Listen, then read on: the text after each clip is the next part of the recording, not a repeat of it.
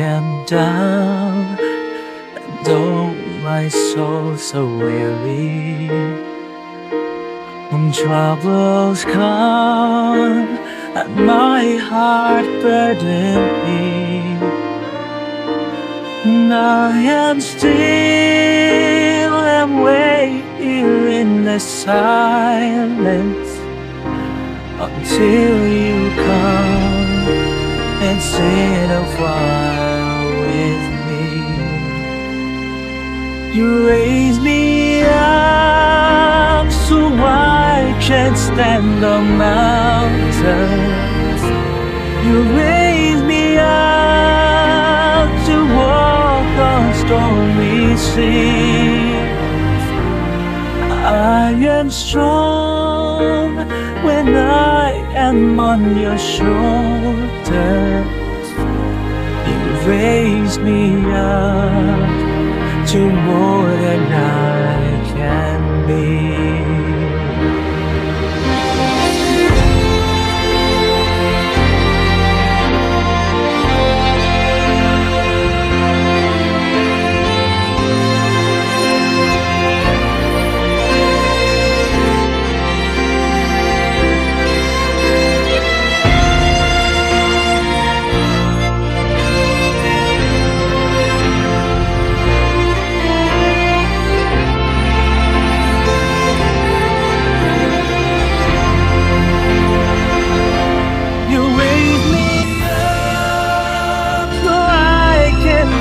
On mountains, you raise me up to walk on stormy seas.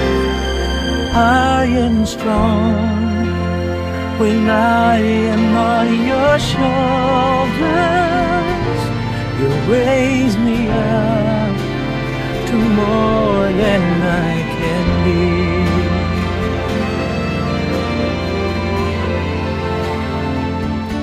You raise me up so I can stand on mountains. You raise me up to walk on stormy seas. I am strong when I am on your shoulders. You raise me up to more than I Ay, stay. Tumigil ka. Stay. Nanagunalit yan. Kaya.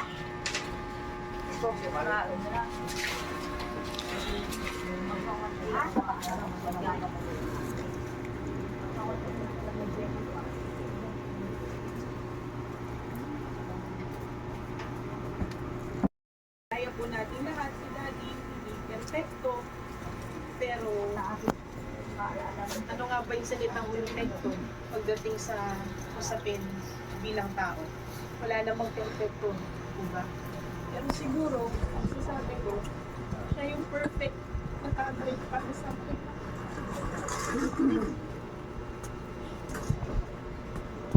Binigay siya ng Diyos sa amin, sa nanay ko, sa mama, sa aming tatlong magkakapatid. Kasi siya yung perfect para sa pamilya namin.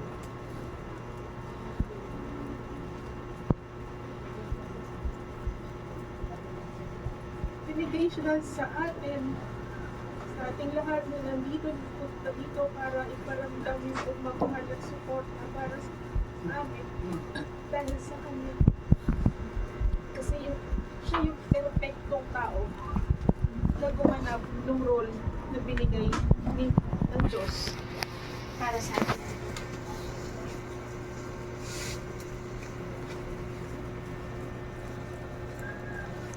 Siguro bilang anak, who's panganay, babae, Daddy's girl po.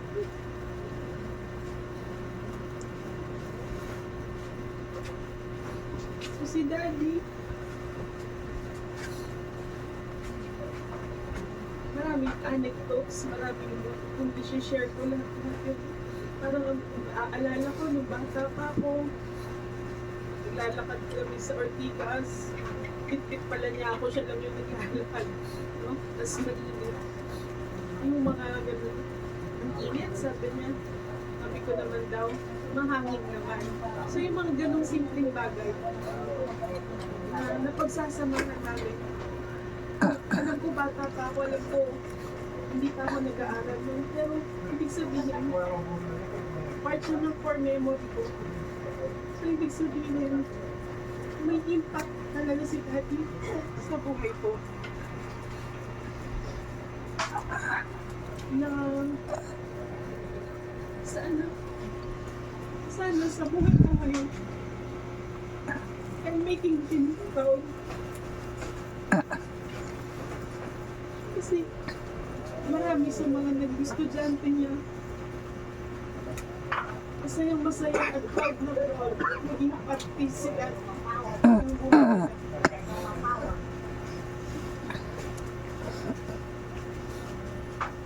Hindi na po siya nagklamong tao. Kaya nga, parang siguro ganun lang kasimple, no? Tapos kumain, breakfast, inaantok, natulog, tapos yung ginikising for lunch, hindi na siya gumising. Siguro ganun lang talaga yung pagmamahal niya. Ayaw niya na kami sobrang kahirapan. Ayaw niyang makikita namin siya na nahihirapan kung mako-confine siya. Kung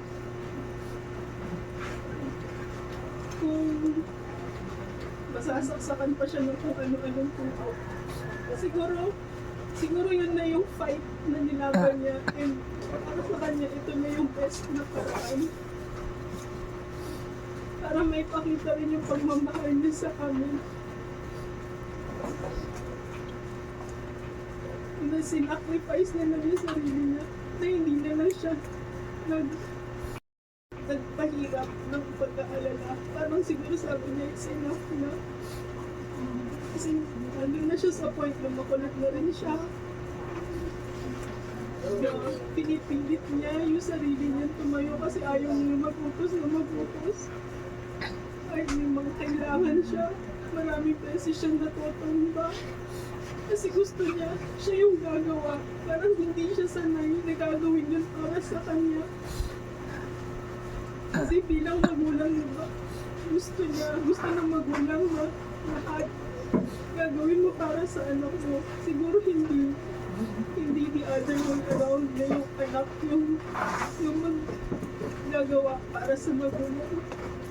So, siguro, yun na rin po yung isa sa mga ngayon.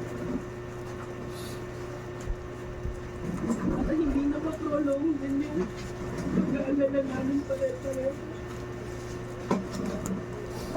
And si Daddy, I would say no, he's really fair. Na-share ko na rin po ito sa iba. Kasi kahit nandito ako kasama niya, hindi ko rin siya inabutan. Ganon siya ka-fair. Ganon siya kapatas tumingin sa aming lahat, aming magkakapatid. Wala siyang sasabing paborito. Kahit nandito ako, hindi niya pinaramdam sa mga kapatid ko na parang dihado sila kasi wala sila dito. No? Daddy, hindi rin niya ako naantay. So, ganun po siya magmahal. So, also, siya yung tipo ng tao na hindi niya bibigyan ng direct to the point kung ano yung gusto niya sabihin. Siguro talagang teacher siya by tinuturuan ka niya kung paano mag-isip. Hindi yung isusubo niya sa'yo lahat para kumbaga ibibigay niya sa'yo. Hindi. Tinuturuan ka niya na maging equip sa buhay by teaching you how to think, how to learn on your own. So, kasi that, sa point of view ko, simpleng tao, simple lang yung pamumuhay, kung ano yung meron, at kaya, yun. hindi niya kailangan maghanap ng kung ano-ano. Magre-request man siya, yun, siguro alam niya kung hanggang saan yung range.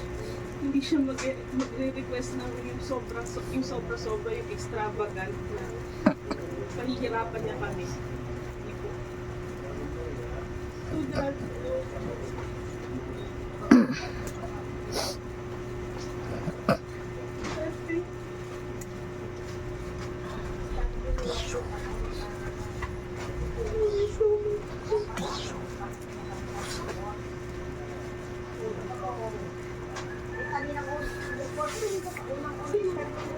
kahit alam ko, nagtungo tayo lahat dito, alam ko, mga panalangin ko yun na sana maging ganda. Kasi syempre nakikita ko naman matanda na siya, mayat na siya, nahihirapan na rin siya. Pero hindi ko pa naman walang palang preparation or walang amount of acceptance para hindi maramdaman yung sakit.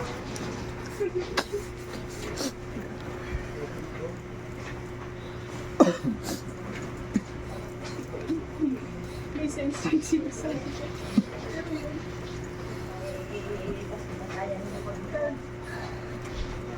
we love you so much. Dami namin nag-iwalay sa'yo. Thank you. I love you so much.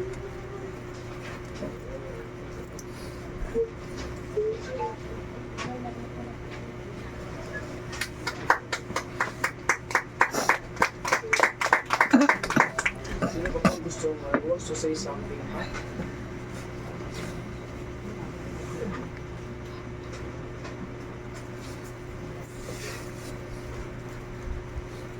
Sa mga pamangkin ni Tio Mado, may gusto bang mag-share something about their uncle, about Tio Mado? Anong mga maalala niyo sa kanya? Mga napulot niyo sa kanya? Anong aral ang mga iniwan niya sa inyo? Ako, the last time na nakita kami ni Tio Mado, I remember August 11, it was his birthday. 2014 pa yun. Birthday niya, August 11. Doon siya nag-spend ng birthday niya sa monastery de Tarlac. Sinamahan niya ako doon. Kasama si Tia Doreng. Nagpunta kami doon. Nakakalungkot lang, susunod ay pagkikita ay ganito na siya. So nakakalungkot din lang na tayong mga mapipinsan, nakikita-kita kapag mayroong namamatay o nawawalang anak natin. Sana kahit palamagay itong pagkakataon, ikaroon tayo ng gathering o reunion. Nakakalungkot. Yung reunion is ganitong pagkakataon nangyayari. But I would say na kanyang kamatan ay nagkaroon tayo ng because of his death, nagkaroon tayo ng ganitong pagtitipon at kita-kita tayo. So, tingnan pa rin natin yung kanyang kamatayan in a positive way, and different way. Tio Mado, siya lang yung tiyo namin. Hindi ko man siya yung tunay na tiyo sa nanay ko. Siya yung taong naramdaman ko na ako'y pamangkin. Kami tiya, pero yun ako nasa Mecanosa. Talagang para nila akong anak na itinuring na doon ako nakatira. Hinihintay pagkain, tiya anak. Tanghalian, kumustahin yung pag-aaral ko. Tapos, nung huling taon ko na sa Canosa, yung problema ako, hindi ako makagraduate, hindi ako baysawa, kung presyo ko nung year yun. Silang nagpunod. Hindi nagawa, andito man sila, walang nakagawa sa kamag-anak namin, kundi si Tio Mado lang yung tumulong sa buong pag-aaral ko. Na, alam na lahat na, iginapang ko ako ang nagapan ng pag-aaral ko sa sarili ko, pero si Tio Mado lang yung tumulong talaga sa akin, kaya hindi ko malilimutan si Tio Mado. Tapos siya yung pag may birthday, lalo na sa inay, Ang aga-aga pa, babati na yun, lalo na nung mauso na yung cellphone. Babatiin niya sa text, happy birthday kay Ate Linda, huwag kong kalilimutan. Kasi ako may birthday, ganoon din. Tapos minsan mag-text siya sa akin, tao po, mamilias ako. Sa text din yun. Tapos sabi ko, ay naku tiyo, pasensya po, hindi ko agad nabasa yung text niyo kasi ako yung umali. Sabi, siguro nagpupuno ka ng cupboard mo. Lagi niya sabihin ka, siguro punong-puno.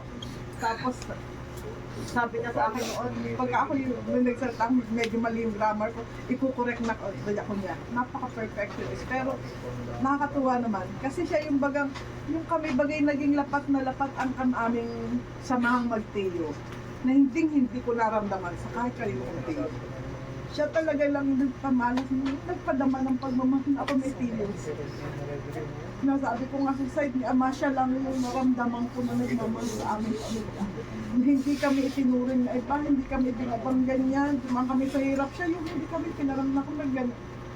Dahil super bait si Toymato. Tapos nung nasa hospital na si Ben, tinawagan niya ako, sabi niya, ba't nakatawa ka pa, nasa hospital ng asawa mo? Hindi yun. Nakatawa ko kasi alam ko may girl na nagbabantay sa akin. Ako pababaya. Basta yun ang mamimiss ko kay Toymato, yung lagi niyang text ng text. Kahit na hindi nawawala yung message niya ng pangungumusta. Saka yung pag may nag-birthday sa amin, talagang alam na alam niya, tandaan niya lahat ng birthday namin sa pamilya. Hindi niya nakakalimutan. Kahit yung Mads, salamat. Ikaw lang yung mahal na mahal ko talaga ako. Aking mga tiyo. Ikaw lang nagpadama. Salamat sa pagmamahal ko.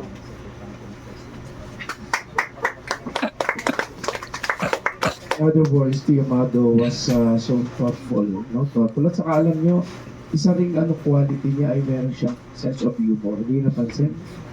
Diba? Kahit may Parkinson's na siya, nakakapagbiro pa siya sa text. Ako din din ako din sa text na about Parkinson's disease. At saka isang naalala ko sa kanya, yung nung siya ay malakas titi, doon rin pupunta sa Pook.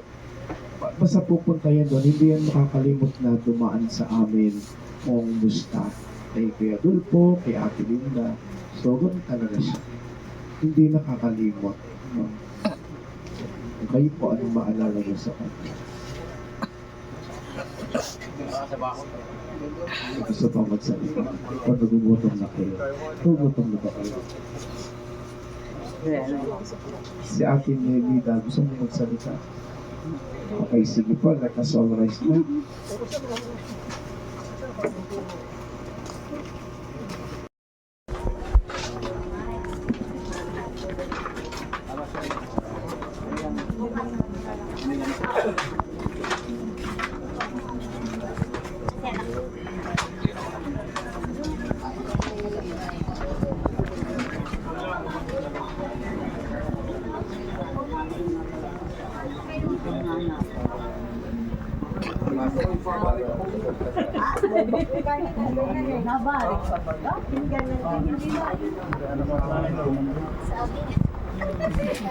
Kuya Darwin.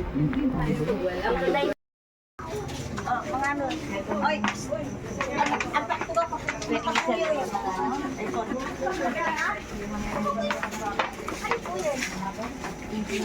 Ayan, sige. Ay, sabi ko na.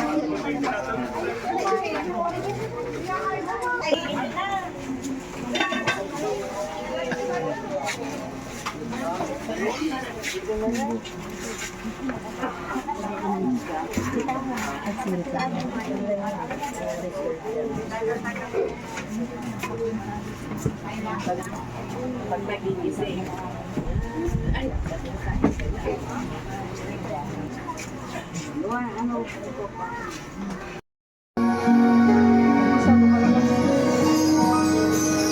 Walang sinuman ang nabubuhay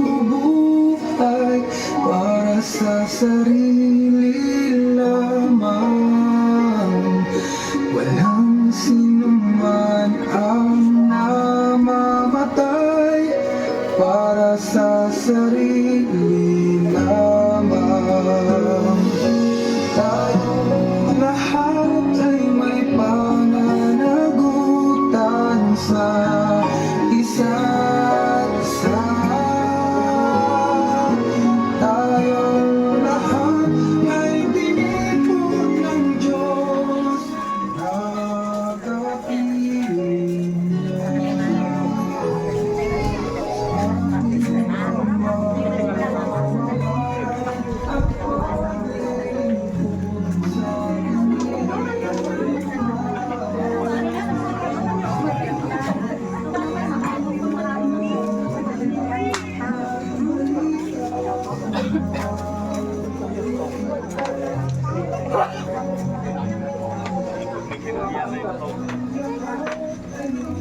Pagkatapos ko sa tutulog, baling ho yan. Kunin mo sa sarapin. Sa pagkata niya siya tuloy, yung dalawa ay naku. Parang gusto ko siya, iba. Tinaturuan mo ako.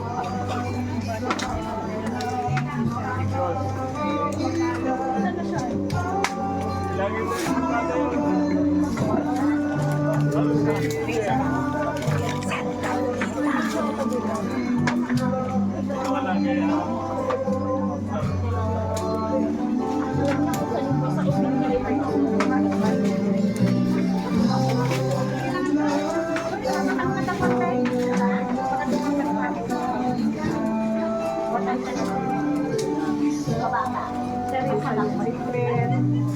Sabi lang ako.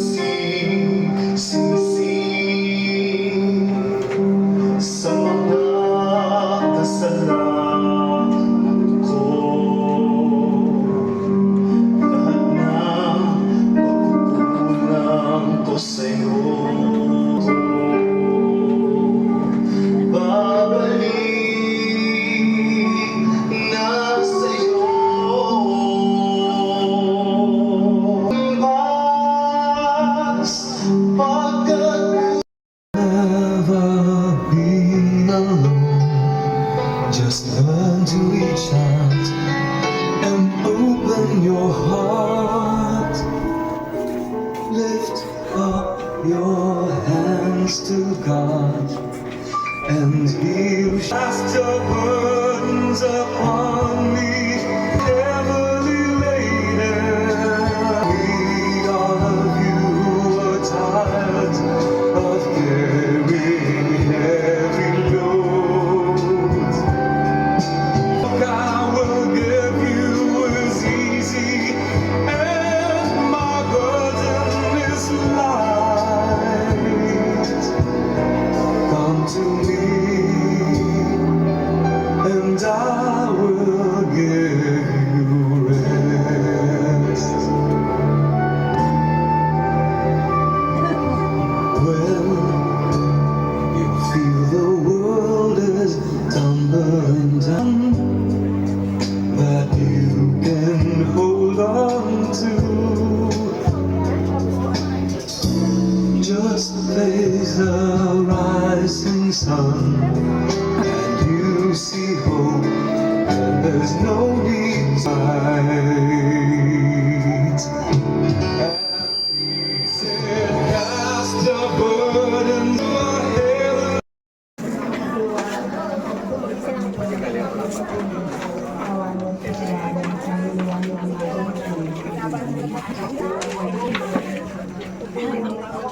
Anak, bakante na yun. Ano, pahiram na ako na.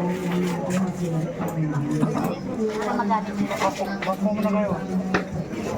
Opo.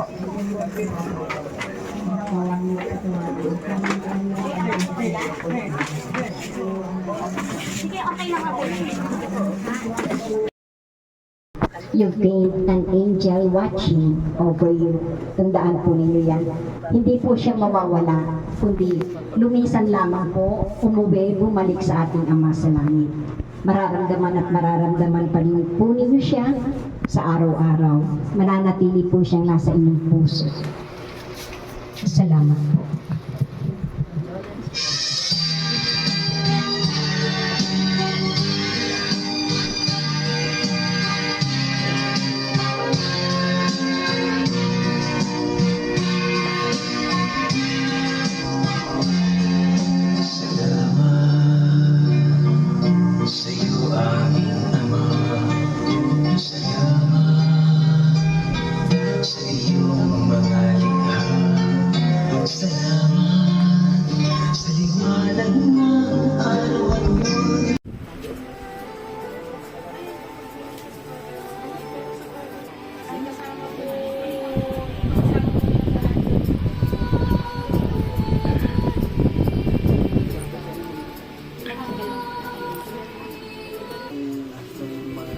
Magandang lupa, maganda talaga. Kaya lang, talagang walang hindi mabibigay sa inyo.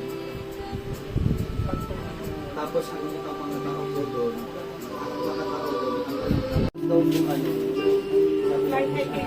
parang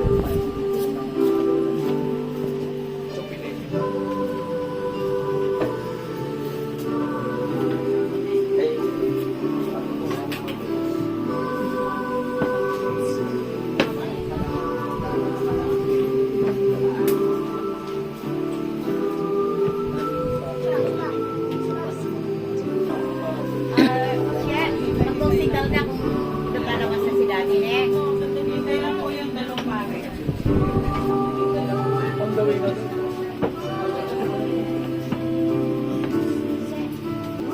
Nasa si third.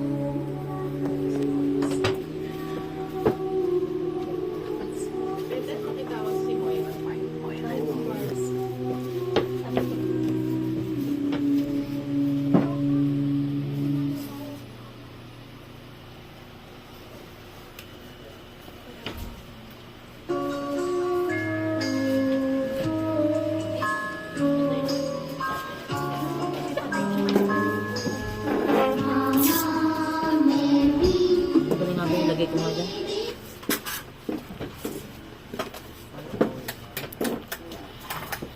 Manalangin po tayo sa ngalan ng Ama, ng Anak, ng Espiritu Santo. Amen. Sumayin niyo po ang Panginoon. Ama naming may kapal, itinuturo sa amin ang pananampalataya ng iyong anak na si Jesucristo ay namatay at muling nabuhay upang hanguin kami sa kamatayan. Yayamang ang aming kapatid na si Sir Mads ay nahihimlay na may pag-asa kay Kristo.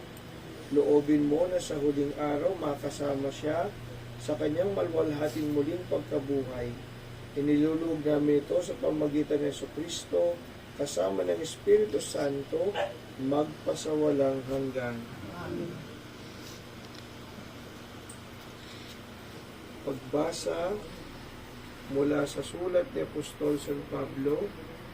Mga kapatid, walang sino man sa atin ang nabubuhay o namamatay sa kanyang sarili lamang. Kung tayo'y nabubuhay, nabubuhay tayo para sa Panginoon. At kung tayo namamatay, namamatay tayo para sa Panginoon. Ang salita ng Diyos.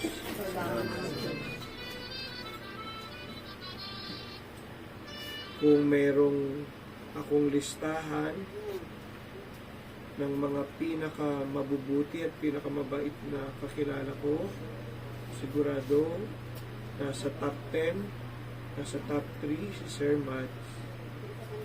Isang napakabait, malambing, magalang, mahinaon, na naglilingkod sa mga tao. Napaka-soft-spoken, napaka-respectful ni Sir Mads. Sa kaunting panahon, siya'y tumugon kagad sa aming imbitasyon kung pwedeng matulungan niya kami sa Don Bosco, kahit na retired na siya noon. And gladly, he said yes. Kaya malalim ang aming pasasalamat at utang na loob kay Sir Mads dahil hanggang dulo ay nais niya maglingkod sa mga estudyante, sa mga kabataan. Kaya kung meron man siyang itinuturo, ang itinuturo niya ay ang kanyang mismong buhay na maging halimbawa ng iba. Kaya Sir Mads, tanggapin mo po ang pagbabasbas namin ni Father Jerry dahil lubos kaming nagpapasalamat po sa inyo at kami nakikiramay sa buong pamilya.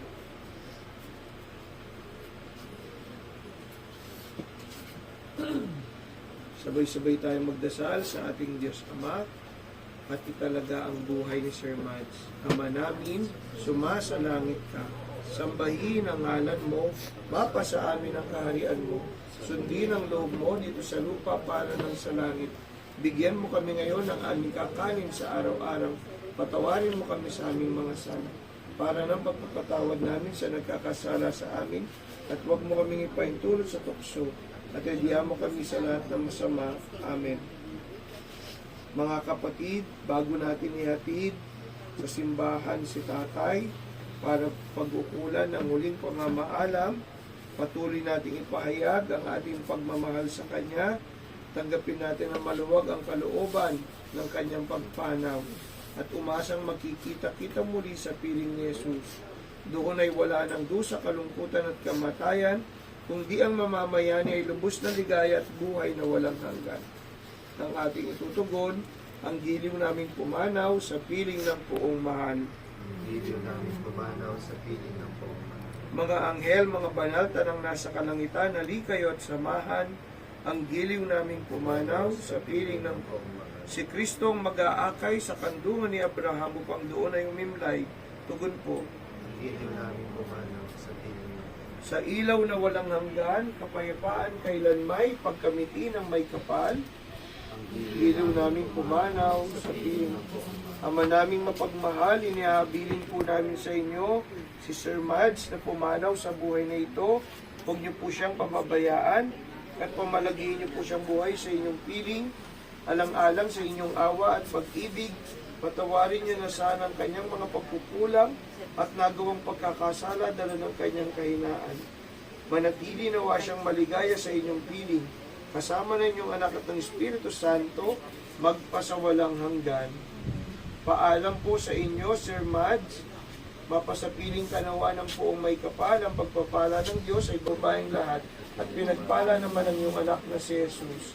Santa Maria, Ina ng Diyos, panalangin mo kaming makasalanan, ngayon at kang pinagpala sa babaeng lahat, at pinagpala naman ang iyong anak na si Jesus.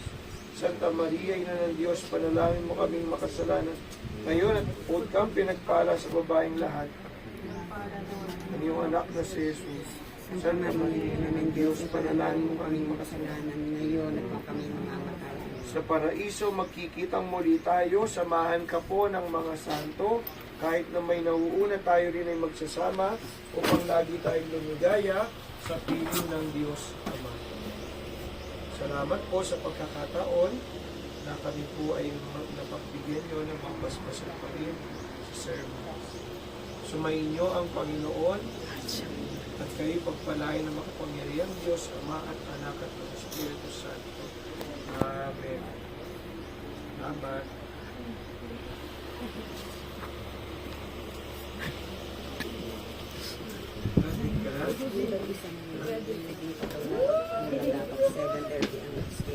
Nakataka pa rin sa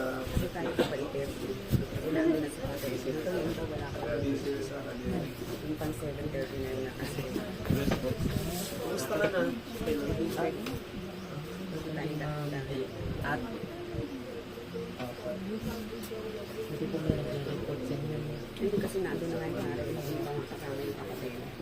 Dahil kausap na yung father mo yung kasi yung naman ko Date, saan po si Auntie Chin? hindi ko alam. Salamat po. Salamat po. Oy. Salamat po. Ate, Nasa likod mo po. ano daw, pwede tayong maghinay-hinay, wala pa raw yung susundan natin. Kundi nakatambay lang din tayo sa harap. Wala pa yung pang 7:30. May nagsabi kay tita. Tumawag yung kapatid ni Father mo. Tapos kasi ni Father mo yung Kaya may tumunog. Pwede tayong maghinay-hinay. Pwede ng 7:30.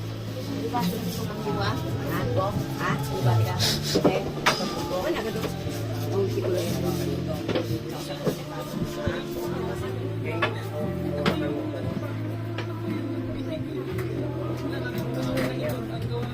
Hindi, okay lang.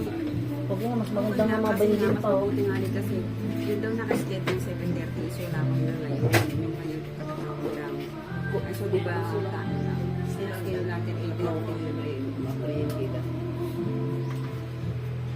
Ay kumbaga man, Ano to, pwede? magkataas tayo na saan. Kaya kumbaga man, alalay lang tayo. Kaya na, magandang tayo. Kuya, pwede pa tayong mag-alalay. Kasi po wala pa daw yung mauuna sa atin, sa amin, sa kay Gabi.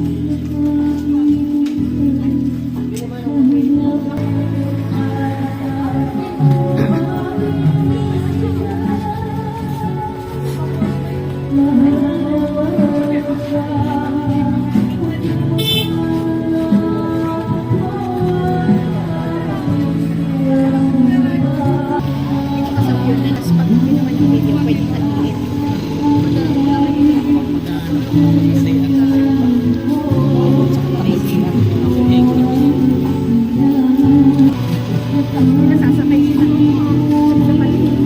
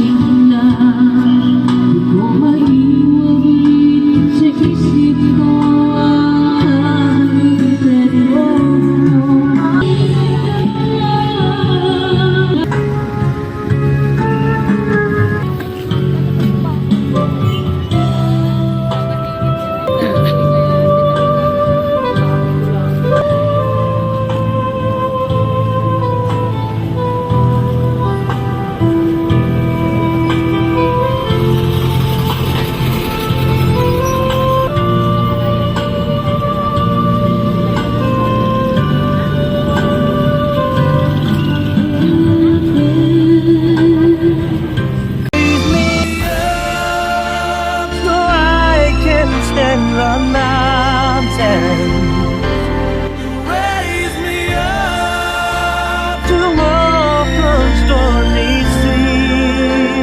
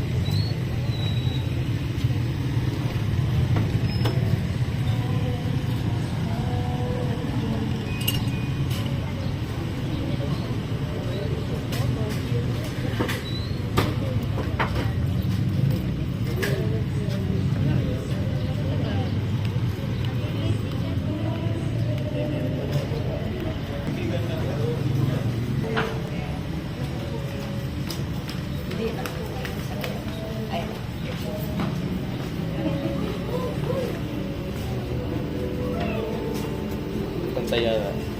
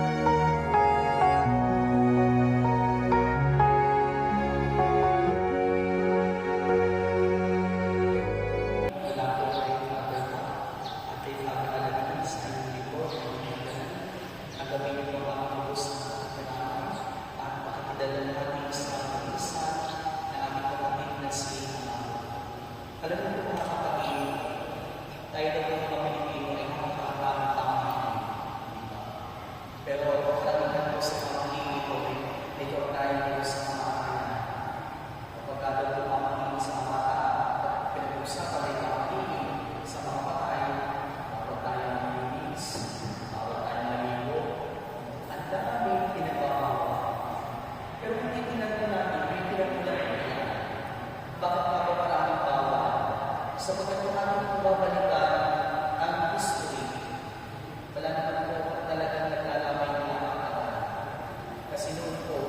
kapag ganap ay tumating sa amin ang pinibigay.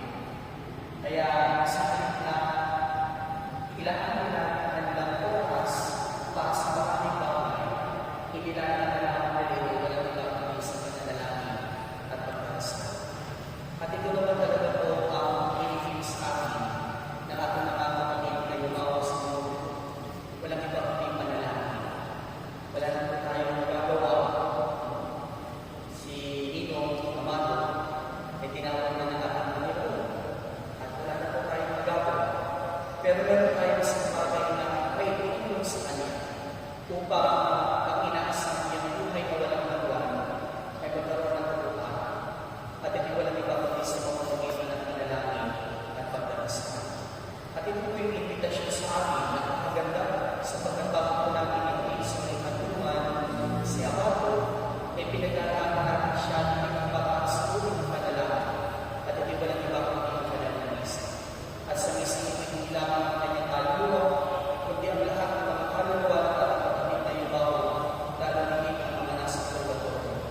At yan po sa katotohanan na dapat natin pananampalatayaan at paniwalaan na ang ating mga panalangin ay malaki ang itutulong para sa ating mga kapatid na yubaw.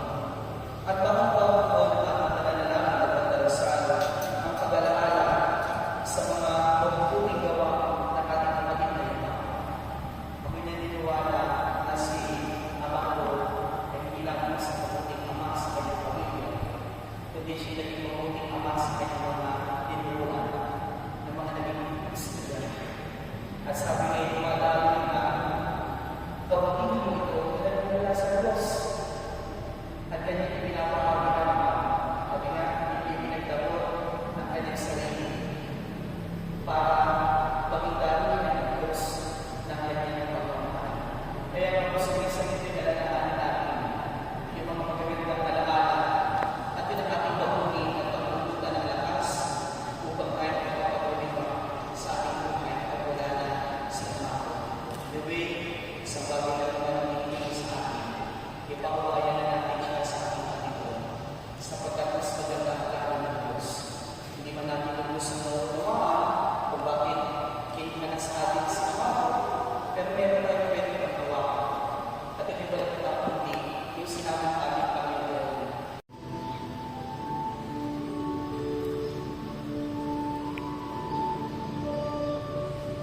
Ang aking Panginoon ang piling namin pumalaw sa piling ng buong pangagir ng banal na nasa kalamitan kayo at sa mga. Si Kristo ay sa mga ni Abraham upang doon tayo hinigay. Si ilaw na walang hanggan ay pangangkin na may pagkampi na may kapal. Ama namin mapagmahal, inihabi namin sa iyo sinamatan ng panaw sa buhay dito. Kung siyang pangayaan at pagpalagay ko siyang buhay sa iyo. Anak-anak sa iyo at kapatid, pagpapalagay mo na sana kayong mga pagkukulang at nagawang pagkakasala dahil ng kanyang kahinaan. Manatili nawa siya magkaya sa iyo, kasama rin yung anak ng Espiritu Santo, bawat sa hanggan. Paalam sa iyo, kapatid at kung nananawa pa sa piling kalawan po may kapal. Ang pagpapala ng Diyos sa buhay mo sa ngalan ng Ama at ng Anak at ng Espiritu Santo. Sa paraiso magiging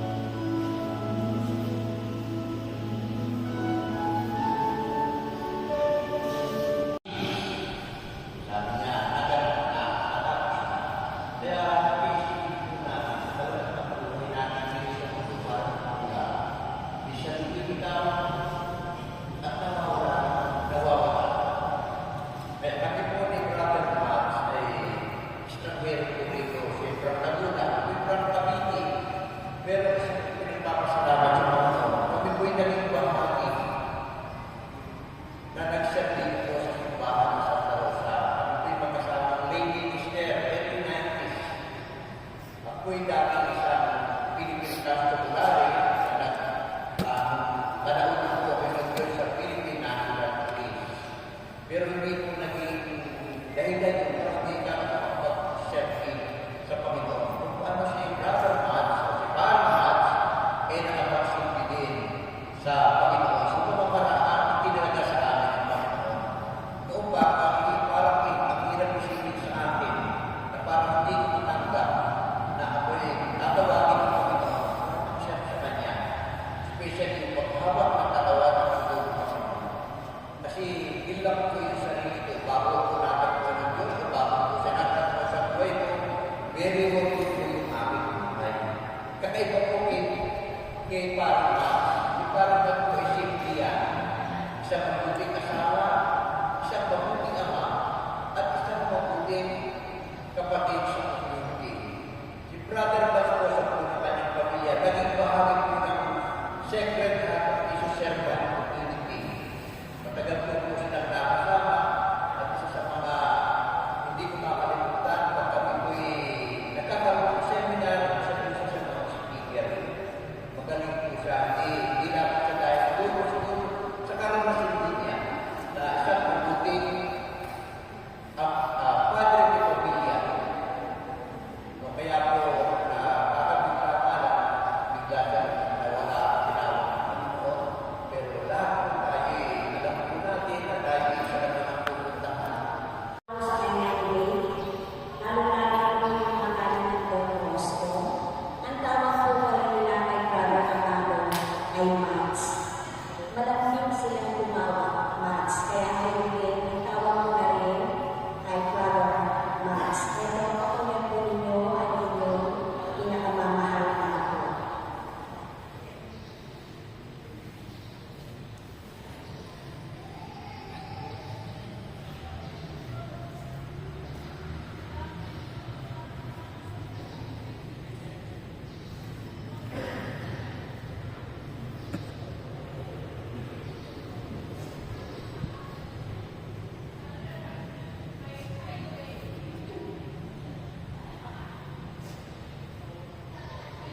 Good morning po sa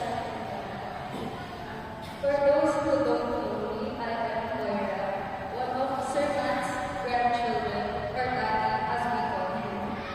I will try my best to deliver my eulogy in English, which I think would make him smile. Check that out. You see that? Daddy was not only a grandfather to me. He was also one of my father figures with communicating courage. He, with his sons, never failed to make me feel any different from anything with a complete family. It was like having three dads who complemented each other very well. Compared to his two sons, that was more strict, but he was always kind. He ensured I was okay, whether it was a fever or a tummy ache. I even remember him helping me relieve my tummy aches by patting my tummy or making me go into a prone position or yung nakababa ako. Tapos, he will pat my back with me going,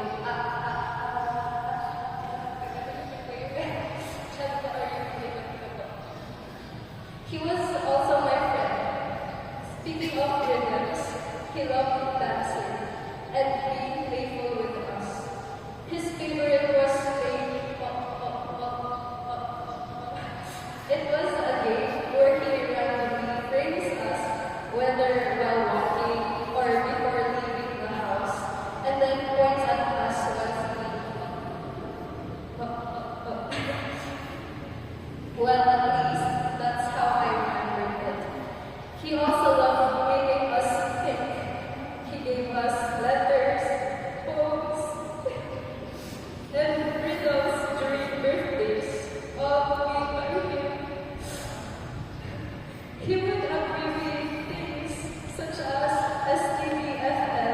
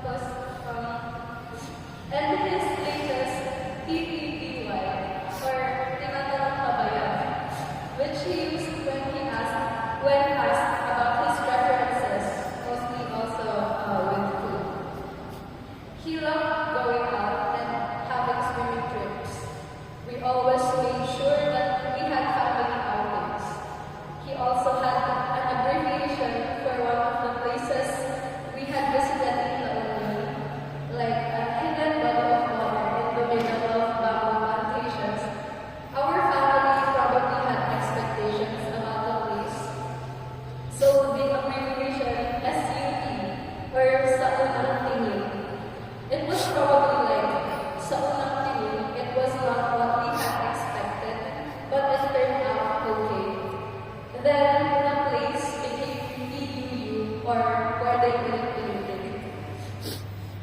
He loved going to beaches, walking by the shore with sandy feet, and dipping in the salty waters. He loved photos and taking cute pictures, especially with mommy. She is the love of his life. I know this because when mommy asks, "Ano gusto mo?" he would answer, "Ikaw." Or he would always look for her even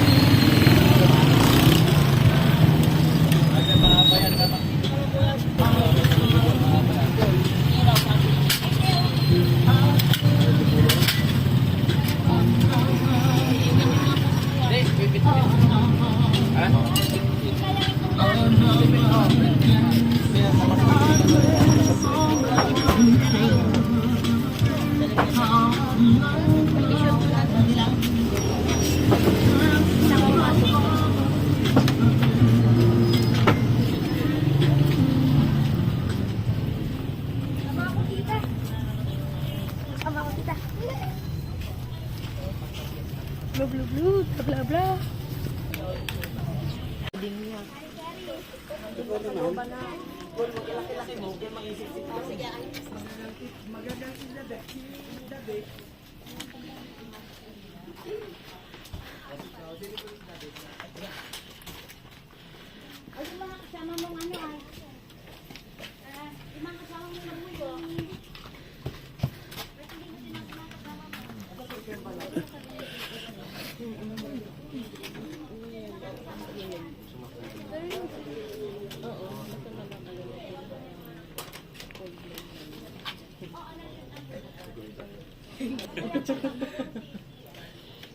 Ano siya, high in protein. Saka calcium. Hindi, kasi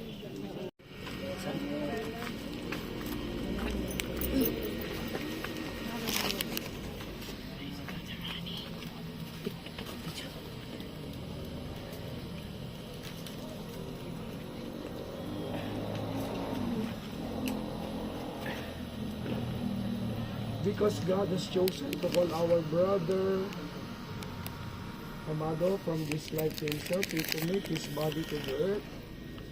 For we are dust, and unto dust we shall return. But the Lord Jesus Christ will change our mortal bodies to be like his in glory. For his reason, the firstborn from the dead. So let us commend our brother to the Lord, that the Lord may embrace him in peace and raise up his body on the last day.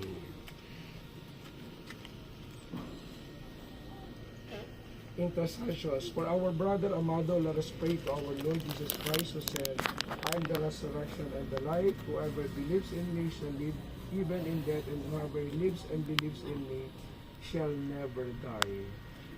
Hindi na tayo. Kasi,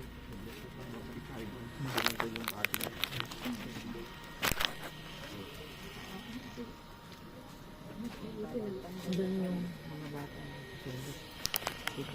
Where? Mga bata. Hindi sa isang sako.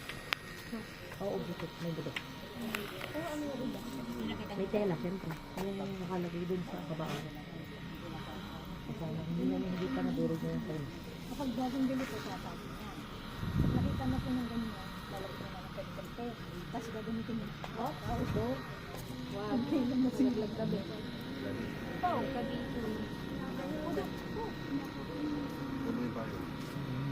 Sorry kami. Sorry kami. Pag mamayang gabi may nagpapasit sa amin, sorry na lang kami.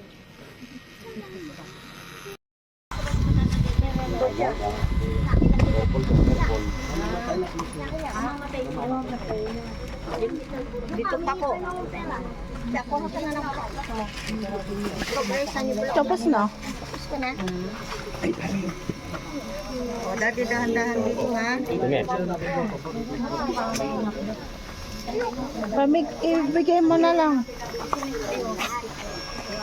Nagbili niya ako sa tinat ko ni Dabi.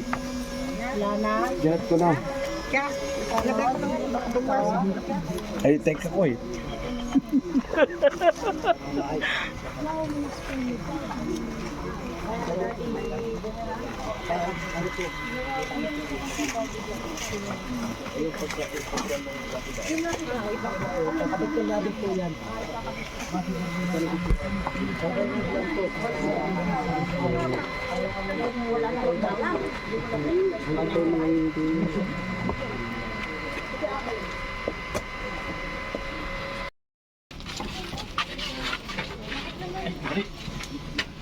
Angat ka.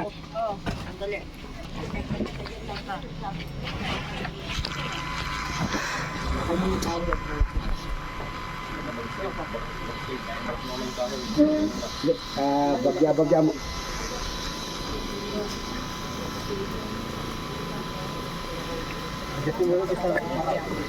Aliya makasentro.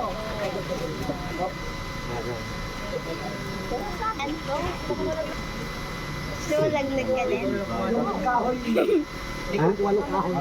Ha? Kako muna yun eh. Laglag ka ka? Okay. Ako butang ka eh. Okay.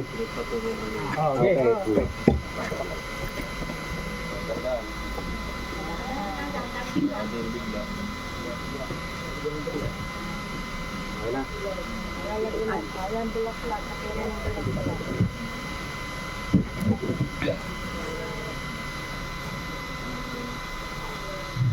ako dito.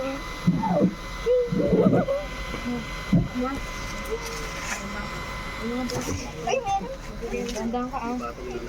Dito ka, makamatay ka ba? Sige, parang mo na.